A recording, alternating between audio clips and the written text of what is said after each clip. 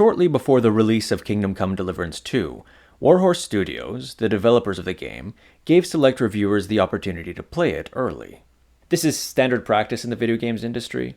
Reviews around the time of a game's release is a great way to build hype and market the game. But the reviewers also revealed some information which caused some corners of the internet to get quite upset, to put it mildly.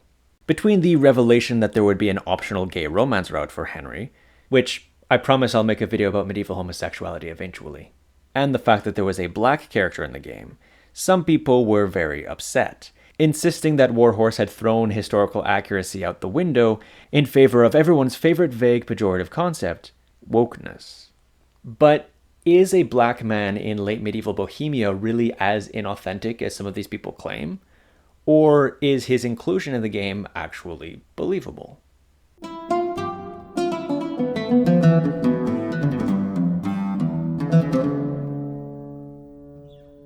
If we want to figure out how authentic a black character is in a game set in Bohemia in 1403, the first thing we might ask is whether we know of any who actually existed. So, are there any records of black people in early 15th century Bohemia? As far as I'm able to determine, the answer is no. But there's also no evidence of any sons of blacksmiths from Skalitz roaming around the Bohemian countryside, solving everyone's problems and avenging their parents' deaths. This is a work of fiction, after all, not a documentary. That's why I'm instead going to look at whether this character's inclusion feels believable, whether it seems like something that could have happened even if it didn't. When it comes to historical fiction, what's important is that things make sense for the time period, that it feels like we could very well discover a historical document any day which talks about them. So let's broaden our search to Europe. Were there any black people in Europe in the late Middle Ages? Yes, actually, and for various reasons. In the Islamic world, black Africans from sub-Saharan and Saharan Africa were not unusual, especially in North Africa. Some were there as slaves. Slavery was an important institution in the medieval Islamic world, but Muslims insisted on enslaving non-Muslims, who would then sometimes be converted to Islam, especially if they were young. For a long time, slaves were imported across the Sahara, usually purchased from kingdoms in the Sahel, who enslaved war captives from tribes further south. On the other hand, trade across the Sahara also brought Islam to many black African peoples, especially those in the Sahel trading directly with the North Africans, and these free black Muslims did sometimes travel north and east into the rest of the Islamic world. And some of these black individuals, both free and slave, did indeed make it into Christian Europe. One place they could be found was in Spain.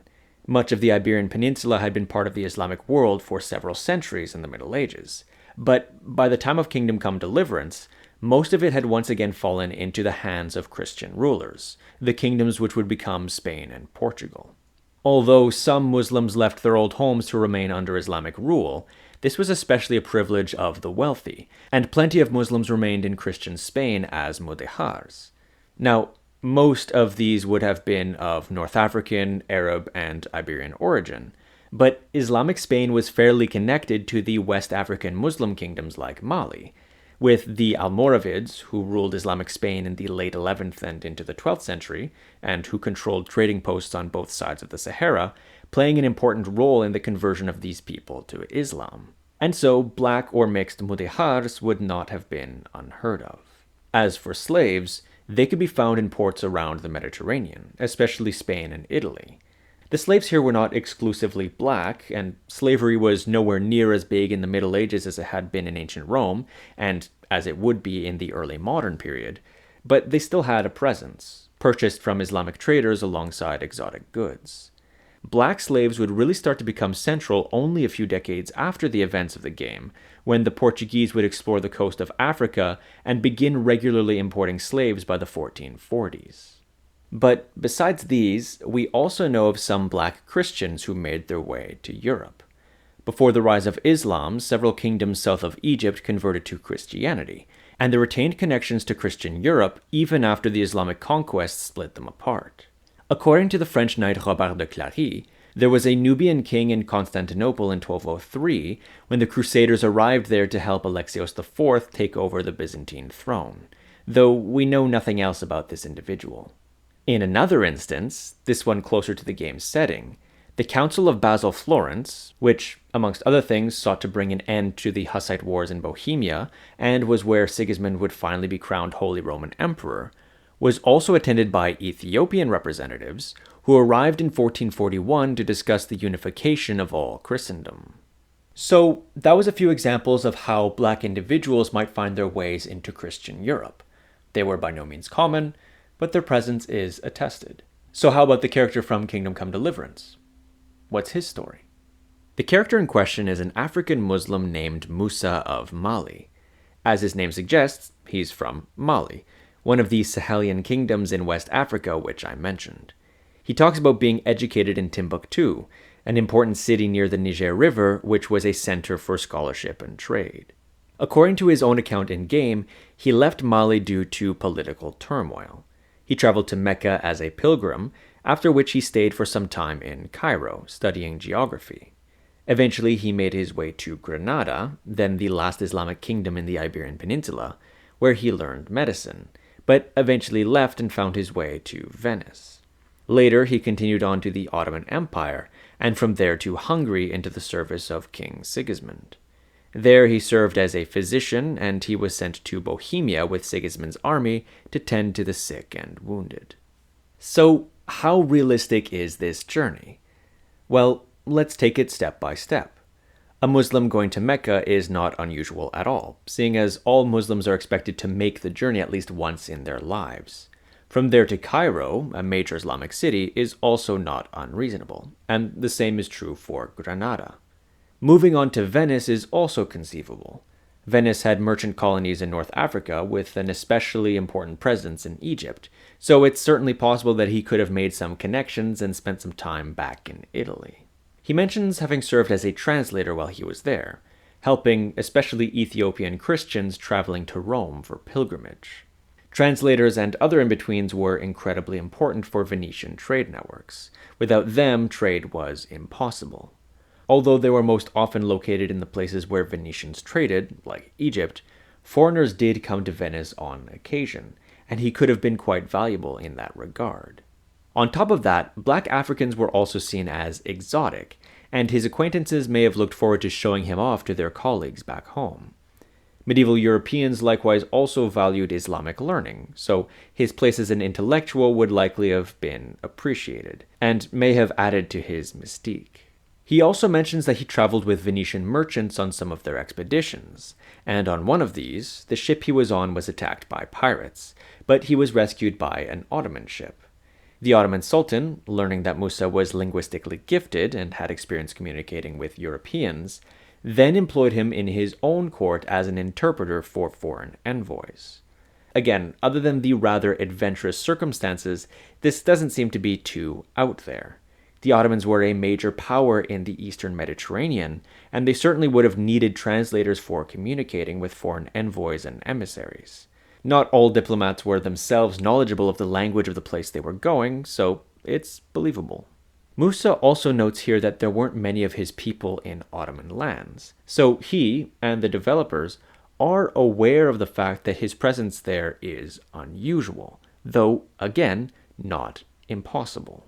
But anyway, Musa was concerned about the outbreak of war between the Ottomans and the emerging Timurid Empire, and felt like he needed to get out of there.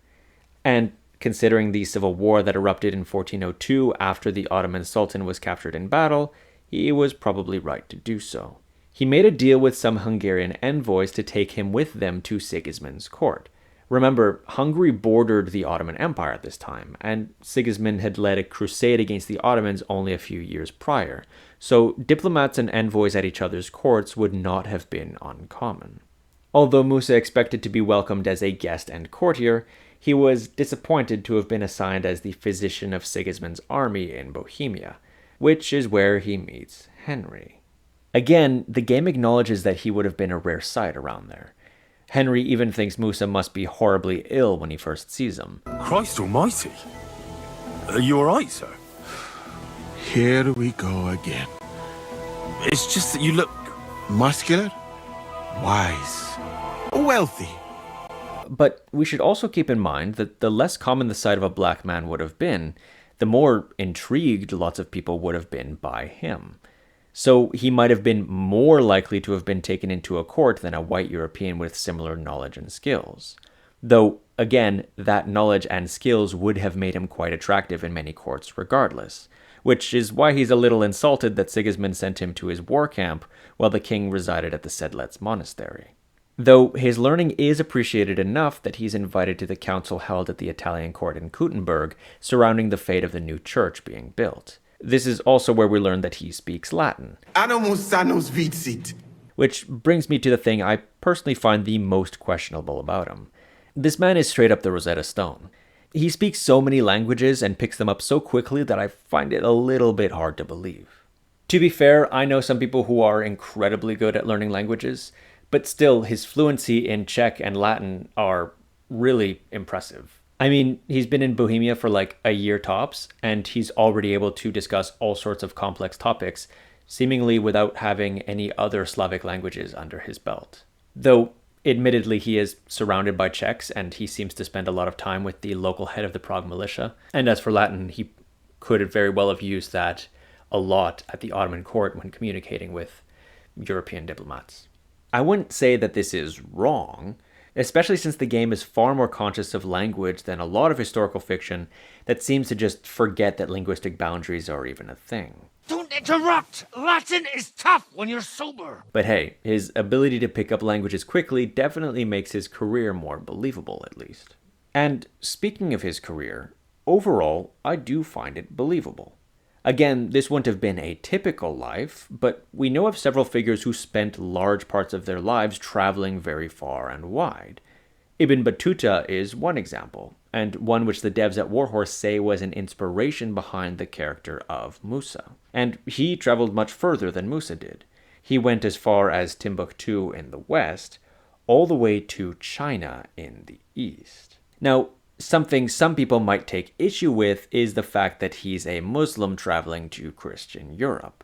And although this would have been less common, the Christian-Muslim divide in the Middle Ages was not as firm as a lot of people tend to think, even despite crusades and other conflicts centered around religion.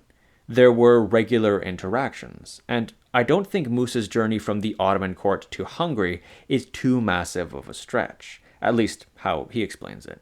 I wouldn't expect him to set up shop in Hungary without any sort of connection to a royal or aristocratic patron, but that's not what he does anyway. So overall, I think Musa is a fine character. His presence in the game is a rarity, but black characters aren't overrepresented for the setting. He's the only one, and the devs clearly put thought into his background and the atypical but believable life that brought him to where he is in the game. But of course, none of that background really matters to most of the people that were complaining about him, especially those who were complaining before they even got the chance to play the game and actually see how the devs dealt with this character. They heard there was a black guy in it, and they cried woke. Was he introduced as a character because the devs wanted a little diversity? Maybe, but who cares? It's an opportunity for people to learn about an area of history which often goes underappreciated. And that's something that I can get behind. But a lot of people still use history as a prop in their modern arguments. And a lot of people see the Middle Ages as a pure white era before the quote-unquote pollution of modern immigration. They glorify the Crusades as a defense of this purity and see the need for a new crusade to defend themselves against a modern quote-unquote invasion. I see these sorts of views all the time on the comments of my videos. To these people, any hint of diversity which contradicts their idealized, pure view of Europe's past is a disgrace, and they hide behind claims of caring about historical accuracy in order to deflect accusations of racism. See, for example, the fact that there's a mod claiming to fix Musa of Mali by literally just turning him white. He's still a Malian Muslim, but now he's a cracker too. But real history is a lot more nuanced and complex than those fantasies, and also a lot more interesting. And I hope you'll join me again in the future sometime for some more real history. Maybe some more fictional history as well every now and then. Anyway, as always, I thank you all very much for watching, and I will see you next time.